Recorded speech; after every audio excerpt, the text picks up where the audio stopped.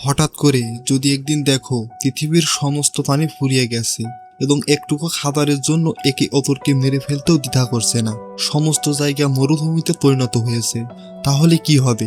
ঠিক এমনই একটা ইউনিক গল্প নিয়ে আমাদের আজকের মুভি ইয়ং ওয়ান্স। শুরুতে আমরা এমন এক সময় দেখতে পাই যখন পৃথিবীতে পানির অনেক সংকট। পানি না থাকার কারণে পৃথিবীর যে অঞ্চলগুলো সবুজ শ্যামল ছিল সেগুলো এখন মরুভূমিতে পরিণত হয়েছে। অর্ধেকের চেয়েও বেশি মানুষ পানি শূন্যতার কারণে মারা গিয়েছে। বাকি অল্প কিছু মানুষ পৃথিবীর যে জায়গাগুলোতে এখনো পানি আছে, যেখানে মোটামুটি সব পাওয়া যায়, সেখানে গিয়ে থাকে। কিন্তু সব সময় যেটা হয়, পৃথিবীতে ধনীদের উপরে যত সমস্যায় আসুক না কেন, তাতে তাদের কিছু হয় না। ঠিক এমন কিছুই এখানেও হচ্ছে।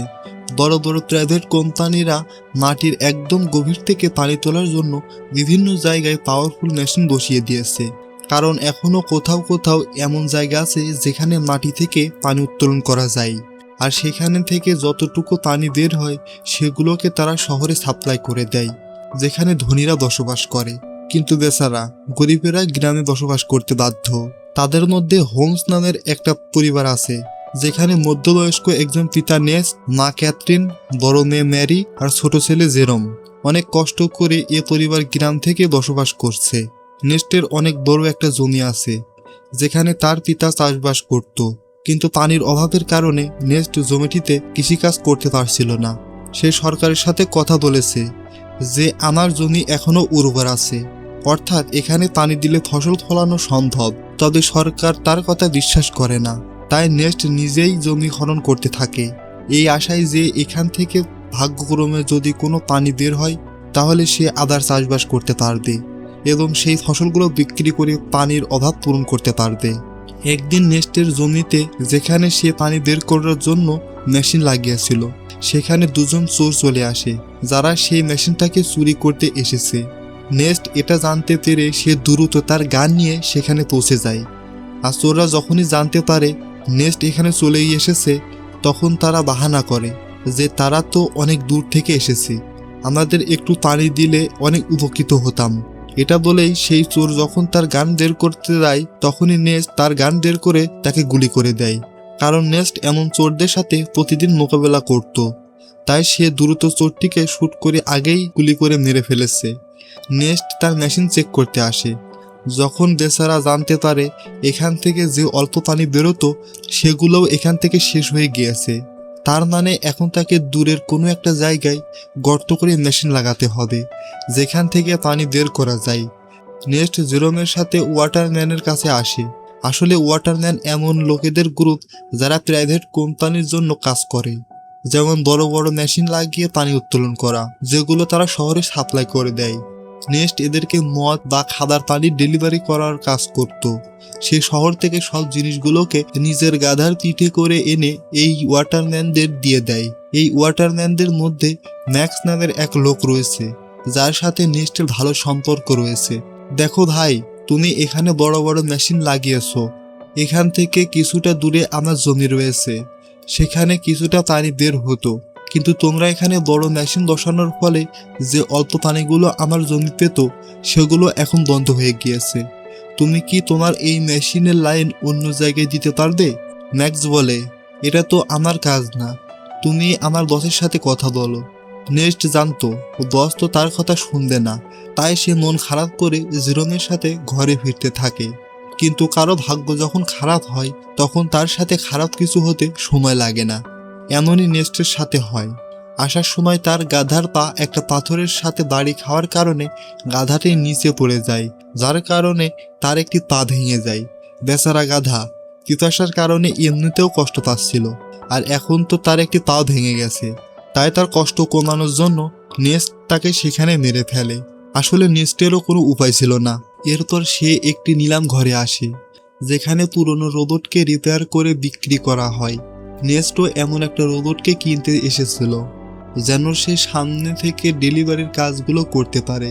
এখানে নিলামের মধ্যে ফিলেম নামের একটা ছেলে রোবটের জন্য বিড করতে আসে, কিন্তু শেষ পর্যন্ত নেক্সট সেই রোবটটা পেয়ে যায়, যেটাতে নেক্সট আর জেরোম অনেক খুশি ছিল যে যাক, কোনো কাজের একটা জিনিস হাতে এসেছে। এরপর তারা হসপিটালে চলে আসে, যেখানে ক্যাথরিন থাকে। যে কিনা কিছু সময় আগে একটা দুর্ঘটনার শিকার হয়েছিল, যার কারণে সে হাঁটতে পারছিল না।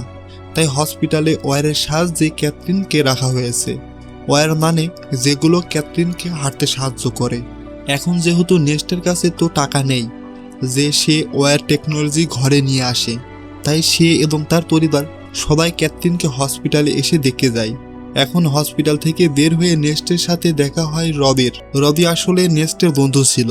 রবির থাকার কোনো ঘর ছিল না, সাথে সে মানসিকভাবে দুর্বল।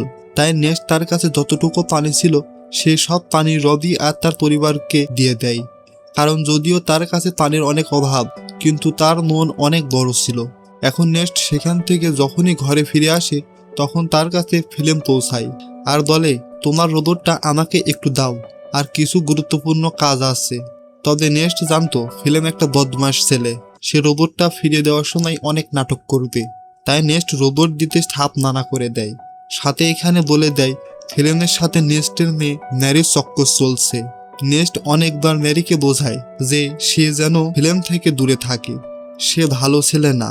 কিন্তু ম্যারি জীবনে কোনো ছ্যাঁকা না খাওয়ার কারণে সে নেস্টের কথায় রাজি হয় না, বরং সে ফিল্মের কারণে তার পিতাকে ঘৃণা করে। এখন মা বাবার কথা না শোনার কারণে ম্যারির সাথে খারাপ কিছু ঘটে চলেছে কিনা তা আমরা সামনে জানতে পারবো। এর পরের দিন নেস্ট আরেকটি জায়গায় গর্ত খুঁড়ছিল যেন সে সেখান থেকে পানি পায়, কিন্তু বড় মেশিনের পাইপলাইনের কারণে আশেপাশে সব এলাকা শুকিয়ে রয়েছে। তাই নেস্ট এখানেও নিরাশ হয়। নেস্ট গর্ত খোঁড়ার সময় সে জেরোমের সাথে কথা বলছিল। সে বলে, আমি যখন শহরে গিয়েছিলাম তখন সেখানে আমি একটা মেয়েকে দেখেছিলাম যার চুল তো ছোট ছিল কিন্তু দেখতে খুবই সুন্দর। এখন তুমি বড় হয়ে গিয়েছো, তুমি বললে তার সাথে তোমার ফিক্সড করে দিতে পারি। না জানি এমন অবস্থায় আমরা আর কতদিন বেঁচে থাকতে পারবো। তাই আমাদের কাছে যত সময় আছে সেগুলোকে আমাদের ভালোভাবে কাটানো উচিত। আর এমনভাবে নেস্ট আর তার ছেলের কথাবার্তা বলে ভালো সময় কাটায়। এরপর নেস্ট যখনই ঘরে আসে তখন ন্যারি বলে, আমার টাকা চাই বাবা, আমি ফিল্মের সাথে যাচ্ছি, আমার এখানে দম বন্ধ হয়ে যাচ্ছে। নেস্ট বলে, দম বন্ধ হয়ে যাচ্ছে মানে? আমি ছোটকাল থেকে তোমাকে লালন পালন করছি, তোমাকে সব দেওয়ার চেষ্টা করছি, তবুও তুমি এমন কথা বলছো? কিন্তু ন্যারি তো উপর থেকে জবাব দেয়। সে বলে, আমরা এখানে বাস করছি না, বরং সারভাইভ করছি। আমি এমন জীবন চাই না। নেস্টের হাজার বোঝানোর পরেও যখন ন্যারি বোঝে না তখন নেস্ট তাকে উপরে গিয়ে সিট কিনে মেরে দেয় যেন সে ফিল্মের সাথে দেখা করতে না পারে। যার পরে নেস্ট যখনই সাপ্লাইয়ের জন্য শহরে যাচ্ছিল তখনই সে বুঝতে পারে তাদের গ্যারেজ থেকে রোবট গায়েব। এটা দেখে তার অবস্থা খারাপ হয়ে যায়। সে টেনশন করতে থাকে। সে বুঝতে পারে এই কাজটা ফিল্ম ছাড়া আর কেউ করতে পারে না। তাই সে সেখান থেকে দ্রুত ওয়াটারম্যানের কাছে আসে যেন তাদের জিজ্ঞাসা করতে পারে যে ফিল্ম এখানে এসেছিল কি না। কিন্তু সে সেখানে আসতেই ম্যাক্স আর বাকি ওয়াটারম্যানরা মিলে তার উপর আক্রমণ করে দেয় আর সবাই মিলে তাকে মারধর করতে থাকে। তাদের কথা অনুযায়ী তুমি আমাদের সাপ্লাই চুরি করেছো, যেটা আমাদের কষ্টে অর্জিত ছিল, সেটা হয়তো তুমি অন্য কোথাও বিক্রি করে দিয়েছো। নেক্সট বলে, আরে এটা কি বলছো তুমি? আমি তো নিজেই জিজ্ঞেস করতে এসেছি যে ফিল্ম আমার রোবট এখানে নিয়ে এসেছে কিনা, কিন্তু উল্টো তোমরা আমাকেই মারছো।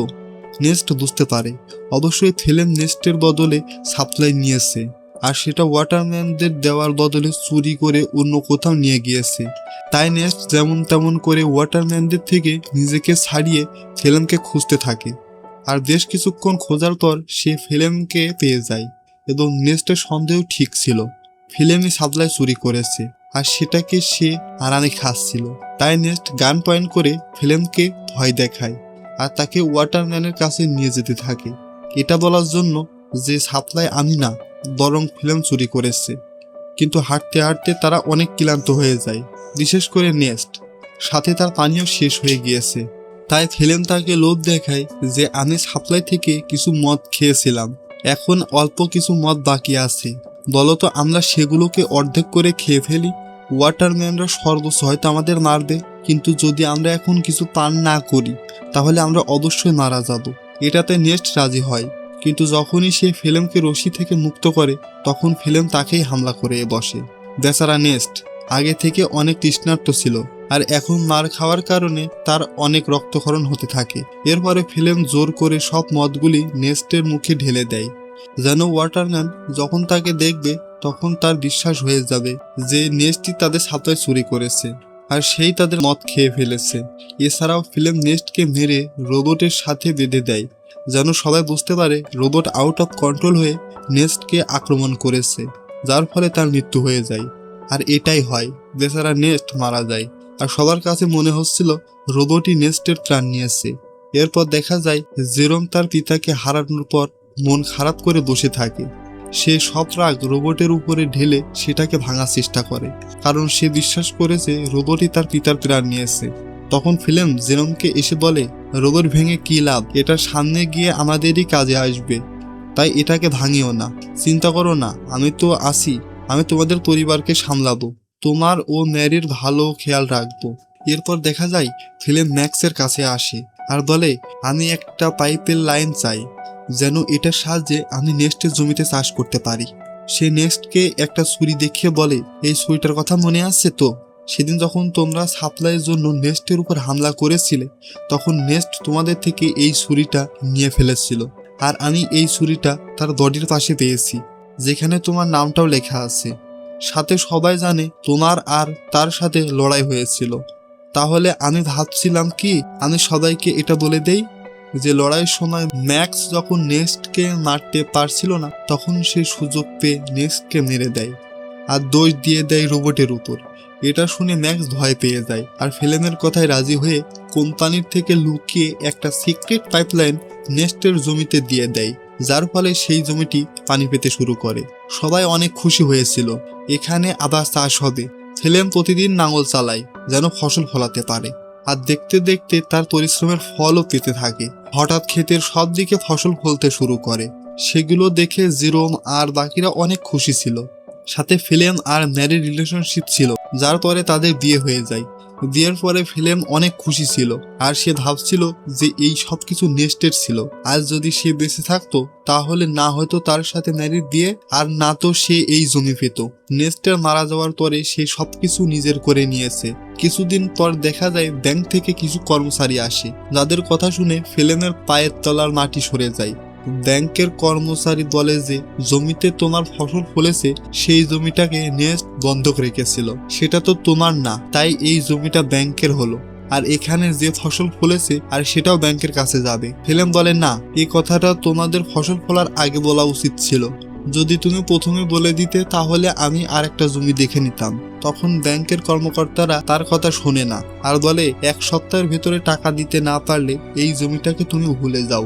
এটা বলে তারা চলে যায়। ফিল্ম অনেক চিন্তিত হয়ে পড়ে যে নেক্সট আমাকে বোকা বানিয়েছে, বেকারি কোথাকার, জমি পর্যন্ত বন্ধক রেখেছে, এখন টাকা কোথা থেকে আসবে। ফিল্ম একটা পথ খুঁজে পায়, তা হচ্ছে তাদের রোবটকে বিক্রি করে দেওয়া। আর সে সেটাই করে। সে নেক্সটের রোবটটিকে গাড়িতে তুলে আর জেরোমকে বলে, আমি রোবটটিকে বিক্রি করতে যাচ্ছি, যেন সেখান থেকে পাওয়া টাকাগুলো দিয়ে আমি ব্যাংকের ঋণ পরিশোধ করতে পারি। তবে ফিল্ম তো কোনো ভালো ছেলে ছিল না। সে রবির কাছে আসে আর তাকে বলে, তুমি আমার সাথে আসো, আমি তোমার জন্য খাবার পানির ব্যবস্থা করছি। এটা শুনে বেচারা রবি নিজের বাচ্চাকে নিয়ে ফিল্মের সাথে চলে যায় আর তার স্ত্রীকে সেই জায়গায় রেখে যায়। কিন্তু ফিল্ম একটা সময় রবির বাচ্চাকে বেঁচে ফেলে, যেখান থেকে পাওয়া টাকাগুলো সে ব্যাংকে দিয়ে দিবে। এটার খবর যখনই রবির কাছে আসে তখন সে ফিল্মের সাথে ঝগড়া করতে থাকে। কিন্তু ফিল্ম যেখানে বাচ্চাকে বিক্রি করেছে সেখানে ঝগড়া করার কোনো নিয়ম ছিল না, আর বাচ্চা বিক্রি হয়ে গিয়েছে মানে চুক্তি আর ভঙ্গ হবে না। তাই সেই খারাপ লোকেরা রবিকে গুলি করে মেরে ফেলে। সাথে তারা ফিল্মকেও গুলি করার চেষ্টা করে, কারণ তাদের তো এতক্ষণ মনে হয়েছিল ফিল্ম রবির পারমিশন নিয়েই তার বাচ্চাকে বিক্রি করেছে। ফিল্ম কোনো মতে দৌড়ে সেখান থেকে প্রাণ নিয়ে বেঁচে ফিরে। সাথে সে রোবটটাকে সেখানে ফেলে আসে, কারণ তাকে জেরোমকে তো বলতে হবে যে টাকাটা বাচ্চাকে বেঁচে নয় বরং রোবটকে বেঁচে এসেছে। নেক্সট তো আর এমনিতেই ম্যারিকে ফিল্মের সাথে যেতে বারণ করেছিল না, এইসব কারণেই ফিল্মের সাথে ম্যারির বিয়ে দিতে চাইছিল না। তো যাই হোক, এরপর দেখা যায় ব্যাংকের ঋণ পরিশোধ করার পরেও ফিল্ম জমিটা আবার ফিরে পায়। ওদিকে রোবটটি হেঁটে হেঁটে তার আসল মালিকের কাছে যেতে থাকে, কারণ যখন সে বদমাশ ফিল্মকে শুট করেছিল তখন কিছু গুলি রোবটটির গায়ে লাগে, যার থেকে তার ডিফল্ট সিস্টেম অন হয়ে যায়। আর এজন্যই সে তার অরিজিনাল ওনারের কাছে যেতে থাকে। যে কিনা শহরে থাকে। ওনার নাম হচ্ছে ক্যালভিন। সে যখনই রোবটটিকে দেখে তখন সে অবাক হয়ে যায়, যেটি তার রোবট আবার ফিরে এসেছে। রোবটের গায়ে নেস্টের নাম লেখা ছিল, তাই ক্যালভিন রেডিওর সাহায্যে নেস্টের সাথে যোগাযোগ করার চেষ্টা করে যেন সে এখানে এসে নিজের রোবটকে নিয়ে যায়। কিন্তু জেরম যখনই রেডিওটি অন করে তখন সে অবাক হয়ে যায় যে ফিল্ম তো বলেছিল যে রোবটকে বিক্রি করে দিয়েছে, এখন এই ক্যালভিন নামের লোকটা বলছে রোবট তার কাছে। তাই সে ডিসাইড করে ক্যালভিন যখন রোবট ফিরিয়ে দিতে চাই তাহলে তো ভালো, জেরম সেটা নিজে গিয়ে নিয়ে আসবে। সেদিন জেরম রবির ওয়াইফকে দেখতে পায়, যে কিনা রবি ও তার বাচ্চা ফিরে না আসায় হতবাক হয়ে আছে। এখন সে একটু পুতুল নিয়ে আর বাচ্চা নিয়ে আসার অপেক্ষা করছে। ফিল্ম এসে তাকে এখানে দেখে নিয়ে যায়। এই জিনিসটা দেখে জেরোমের সন্দেহ হয় কিছু একটা তো হয়েছে, যেটা ফিল্ম লুকাচ্ছে। যাই হোক, এর পরের দিন সে শহরে যাওয়ার উদ্দেশ্যে বেরিয়ে পড়ে। তবে শহরের বর্ডারে তার বয়স 18 বছরের নিচে হওয়ার কারণে গার্ডরা তাকে শহরে যেতে দেয় না। তখনই সেখানে একটা মেয়ে আসে যার নাম অ্যানা, যে কিনা এখানে গোপনে মানুষদের পাচার করার কাজ করছে। তাই সে জেরোমকে বলে, আমার সাথে চলো, আমি তোমাকে শহরে পাঠাতে পারবো, সেটাও কম টাকায়। জেরোম যখনই অ্যানাকে দেখে তখন সে অবাক হয়ে যায়, কারণ অ্যানা হুবহু সেই রকম যেমনটা নেস্ট তাকে সেই ছোট চুলওয়ালা মেয়েটির ব্যাপারে বলেছিল, অর্থাৎ এটাই সেই মেয়ে। জেরোম তাকে নেস্টের ব্যাপারে জিজ্ঞাসা করে, কিন্তু অ্যানা তো নেস্টকে চিনে না, তাই জেরোম আর কিছু বলে না। এরপর অ্যানা শহরের দিকে যাওয়া মালবাহী গাড়িতে লুকিয়ে বসিয়ে দেয়, যেটার জন্য জেরোম অবশেষে শহরে পৌঁছে যায়। এখন শহরে আসার পর সে ক্যালভিনের সাথে দেখা করে, যে কিনা তাকে তার রোবট ফিরিয়ে দেয়। রোবটের গায়ে যে গুলি লেগেছিল সেটাও ক্যালভিন রিপেয়ার করে ফেলেছে, সাথে সে রোবটের সেটিং ঠিক করে দিয়েছে। কিন্তু জেরম যখনই রোবটকে মন দিয়ে দেখে তখন সে জানতে পারে এটাতে ক্যামেরা আছে, যেটা লেজার লাইটের মতো ভিডিও রেকর্ড করে। ভিডিওগুলো তেমন পরিষ্কার না, কিন্তু এতটুকু পরিষ্কার যে সেটাকে দেখা যায়। তখনই সেই ভিডিওগুলো জেরম তার পিতা নেস্টের সাথে কাটানো কিছু মুহূর্ত দেখতে পায়। এই ভিডিওগুলোতে সেই ভিডিওটাও ছিল যখন ফিল্ম নেস্টকে মেরেছিল। এরপর সে রোবটের সাথে তাকে বেঁধে দেয়। এখন এগুলো দেখে জেরম প্রচন্ড অবাক হয়ে যায়। সে সত্যিটা জানতে পেরেছে যে তার পিতা কোনো অ্যাক্সিডেন্টে মারা যায়নি। জেরম রোবটটাকে ঘরে নিয়ে আসে, কিন্তু ঘরে আসতেই সে ফিল্মকে এটা বলে না যে সে সত্যিটা জেনে গিয়েছে, কারণ ম্যারি যদি জানতে পারে এসব কিছু ফিল্ম করেছিল তাহলে সে এগুলো সহ্য করতে পারবে না। এরপরে সে আবার প্রেগনেন্ট, তাই জেরম একটা প্ল্যান করে আর ফিল্মকে বলে, আমি শুনেছি রবি তোমাকে ডাকছে। এটা শুনে ফিল্ম টেনশন করে যে রবি তো মারা গিয়েছে, এখন এটা কোন রবি ডাকছে। তাই সে জেরোমকে বলে হতে পারে সেটা অন্য কেউ। তখন প্ল্যান ফেল হতে দেখে জেরোম একটা লেটার লিখে ফিল্মকে পাঠায়, যেন এটা পড়ে ফিল্মের কাছে মনে হয় এটি রবি পাঠিয়েছে। ফিল্ম দেখে রবি তাকে সেই জায়গাতে আসতে বলেছে যেখানে নেস্ট মারা গিয়েছে।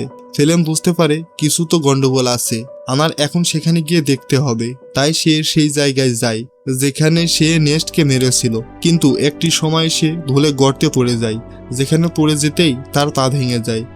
সে সাহায্য চাইতে থাকে, তখনই তার সামনে জেরোম আসে, যার হাতে ছিল একটি গান। তাকে এতটা আগে দেখে ফিল্ম বুঝতে পারে জেরোম সবকিছু জেনে গিয়েছে, আর এই সবকিছু জেরোমের প্ল্যান ছিল। ফিল্ম তাকে বলে, দেখো যা হয়েছে আমি তার জন্য দুঃখিত, কিন্তু দেখো আমি ম্যারি আর তোমাকে কত খেয়াল রেখেছি। যদি আমার কিছু হয়ে যায় তাহলে ম্যারি এগুলো সহ্য করতে পারবে না, তাই আমাকে যেতে দাও। কিন্তু জেরোম তার কথা শোনে না আর সোজা গুলি করে মেরে ফেলে। এরপর দেখা যায় রোবটটির মেমোরি রিসেট করে দেয়, যেন ন্যারি এ ব্যাপারে কোনোদিনও জানতে না পারে। সে চায় না ন্যারি সত্যিটা জানুক।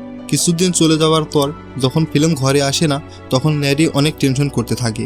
জেরোম বলে সে কখনো মানুষ ভালো ছিলই না, সে তোমাকে ছেড়ে চলে গিয়েছে। এটা শুনে ন্যারি অনেক দুঃখ পায় আর নিজের মনে থেকে ফিল্মের জন্য ভালোবাসা বের করে দেয় এবং উল্টো তাকে ঘৃণা করতে থাকে। জেরোম খুব ঠান্ডা মাথায় তার বদলা নিয়েছে। এরপর থেকে জেরোম আর ম্যারি ঘর চালানো শুরু করে। এখন তো তাদের কাছে জমিও আছে, যেটাতে চাষ করা ফসল বিক্রি করে তারা তাদের মাকে ঘরে ফিরে আনবে। আর এই নেক্সট ফিলিং এর সাথেই এই মুভিটা এখানেই শেষ হয়। ভিডিওটি ভালো লাগলে একটা লাইক দিতে ভুলবেন না, আর এমনই আরও ইউনিক মুভি এক্সপ্লেনেশন দেখার জন্য আমাদের চ্যানেলের সাথেই থাকুন। তো দেখা হচ্ছে আগামী কোনো ভিডিওতে। ততক্ষণ পর্যন্ত ভালো থাকুন, সুস্থ থাকুন, আল্লাহ হাফেজ।